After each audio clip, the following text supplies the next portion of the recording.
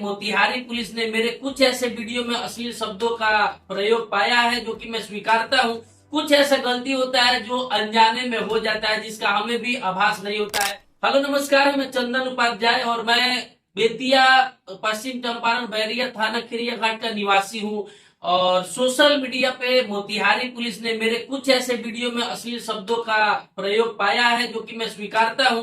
कुछ ऐसा गलती होता है जो अनजाने में हो जाता है, जिसका हमें भी आभास नहीं होता है। जितने भी मेरे जूनियर या फॉलोअर्स या सोशल मीडिया इन्फ्लुएंसर यूजर्स है, उन लोगों को मैं ये हिदायत देता हूं कि ऐसा कोई भी वीडियो मत बनाइए जिससे सामाजिक सौहार्द खराब हो, पुलिस प्रशासन को आपके खिलाफ खड़ा रुख अपनाना पड़े। और मोतिहारी पुलिस का इस पहल का हम स्वागत करते हैं। बहुत सारे क्रिएटर हैं जो जानबूझ के अश्लीलता फैलाते हैं, तो इस पे नकेल लगना चाहिए और मैं अपने गलती को स्वीकार करता हूं और मोतिहारी पुलिस के इस कार्यक्रम का जो है बहुत बहुत आभार व्यक्त करता हूं। बहुत बहुत धन्यवाद।